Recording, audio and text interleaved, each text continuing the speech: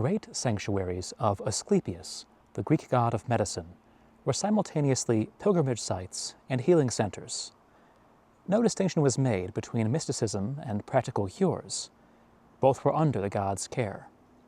Like the spas of 19th century Europe, sanctuaries of Asclepius attracted wealthy hypochondriacs and convalescents from far and wide, who joined locals in the shrines and porticos of the god. It wasn't quite a full-service hospital, however. In the interests of ritual purity, death and childbirth were forbidden within the sanctuary. The sanctuary at Epidaurus claimed to be the place where Asclepius was first worshipped.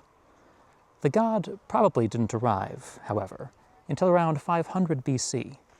The original focus of worship was the hero Maliatus, later assimilated to Apollo. Apollo Maliatus had his own sanctuary, up the hill from the later Asclepion. The sanctuary of Asclepius developed over the course of the classical period. Most of the buildings now visible were constructed in the 4th century BC. Despite being sacked by Sulla, and shortly afterward by marauding pirates, there was a second golden age in the early imperial era, when wealthy Romans, including a prominent senator, subsidized construction. With the exception of the theater, few of the sanctuary's buildings are well preserved. Little more than the foundations survive of the Katagogion, a hostel whose mud brick walls melted away millennia ago. It was organized around 4 courtyards, each with 18 rooms around it. Since there were 2 stories, there were 160 rooms, all almost certainly reserved for high-status visitors. I've acquired a mascot. The stadium was used for athletic contests during festivals, and especially during the quadrennial Asclepia. Like most of the other buildings in the sanctuary, it dates to the 4th century BC. The stone starting posts on this end are still preserved, as are many of the stone seats around the center.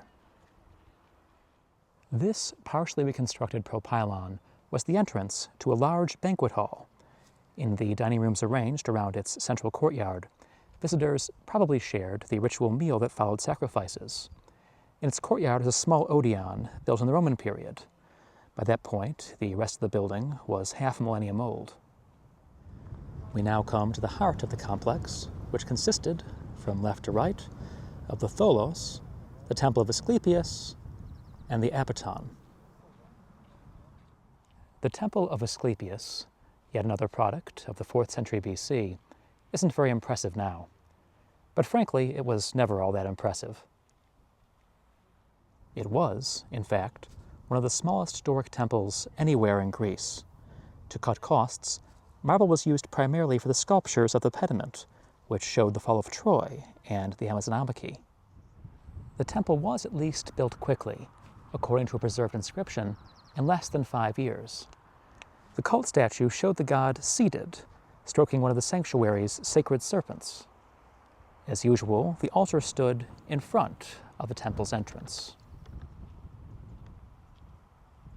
The ancient Greeks assumed that most maladies were, to some degree, psychosomatic. If the harmony between body and soul could be restored, good health would follow. The god might intervene, but more often he simply showed the way. One place this was achieved was the Apiton. The name means place not to be stepped upon.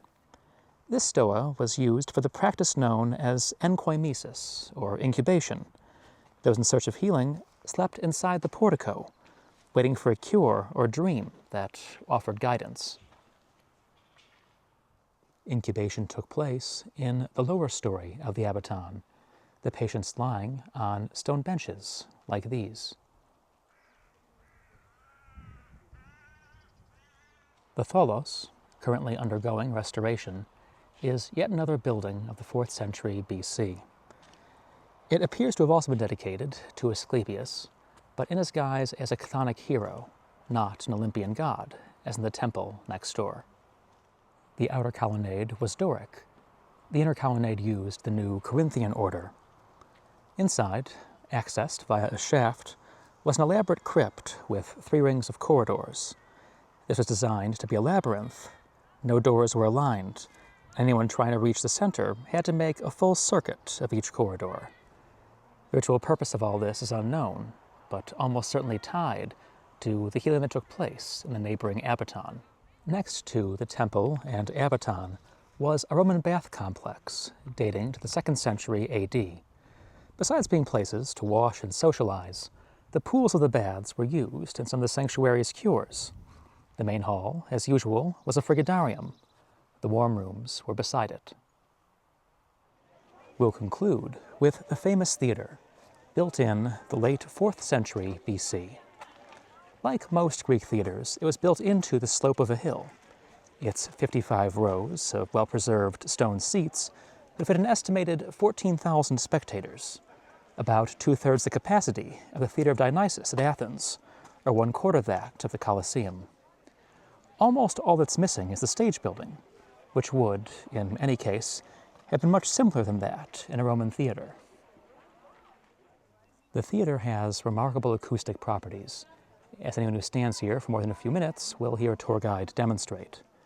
Even spectators in the top rows could have heard the musical and dramatic contests of the Asclepia, looking out over the valley that held the sanctuary of Asclepius at Epidaurus.